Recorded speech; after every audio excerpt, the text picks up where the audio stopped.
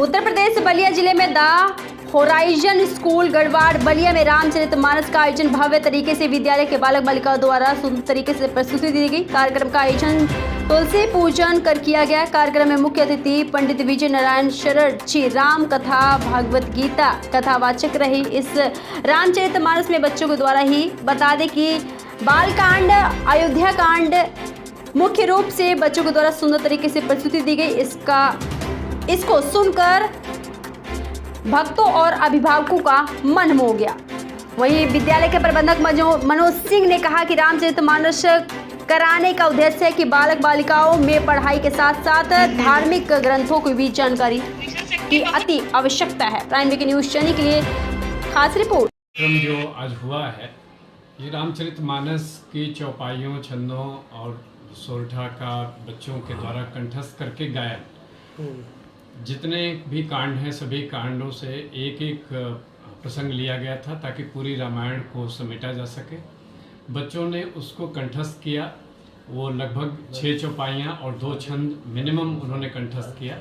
और कार्यक्रम की शुरुआत में एक समूह गायन सारे बच्चों द्वारा किया गया और कार्यक्रम के समापन के अवसर पर भी आपने देखा होगा कि लवकुश आए थे और वो राम कथा सुनाने की पूरी कोशिश कर रहे थे। तो इस तरीके से पूरे रामायण को संजोते हुए सांस्कृतिक विरासत में बच्चों का पदार्पण हो, अपनी संस्कृति को अपने मूल्यों को पहचान सके, इसके लिए इस कार्यक्रम को हम आपने मायने में भी है कि आपने देखा होगा कि 7 ग्रुप थे और 6 बच्चे हर ग्रुप में थे।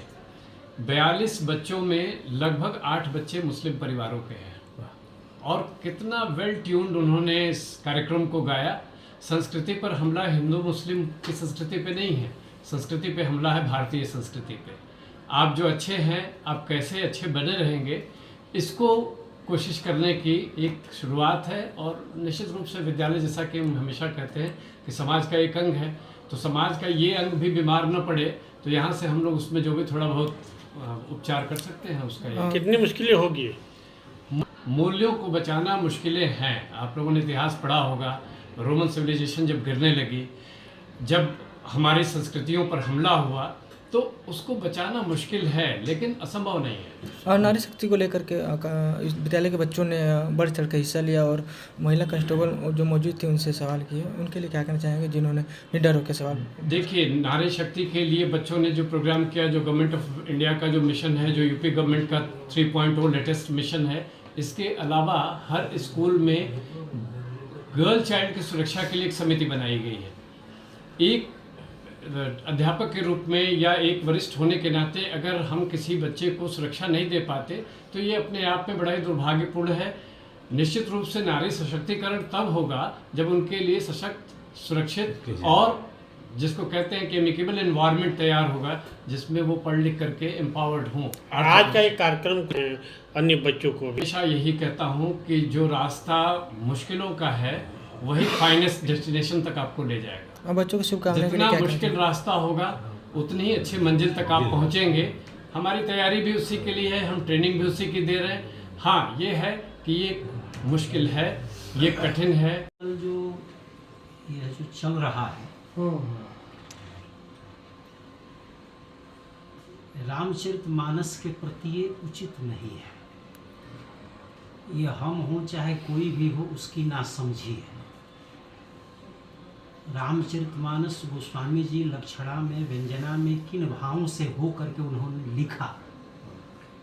न तो उनको उस समय वोट लेना था, न राजनीति करनी थी, न किसी का पक्ष लेना था।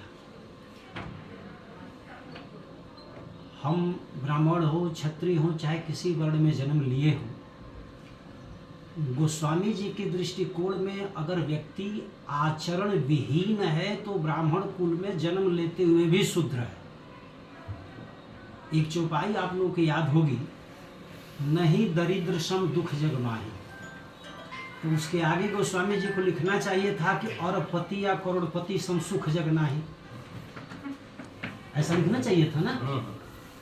ये चौपाई बड़ी प्रसिद्ध चौपाई है। तो लिखते हैं कि नहीं दरिद्र सम दुख जग माही, आगे लिखते हैं कि संत मिलन सम सुख जग नाही। आगे लिखते हैं कि संत मिलन, तो किस दरिद्रता की वो बात कर रहे हैं? इसका उत्तर फिर उत्तरकांड में दे रहे हैं कि जो व्यक्ति मोहासक्त है वो दरिद्र है, मोह दरिद्र निकट नहीं आवा, है कि नहीं। अगर हम आप कोई भी हो, किसी धर्म में है, किसी भी वर्ण में है, अगर वो मोहासक्त है तो वो दरिद्र है। उसके जीवन में न संतोष है, न किसी प्रकार। गुरुजी आपके गुरुजी के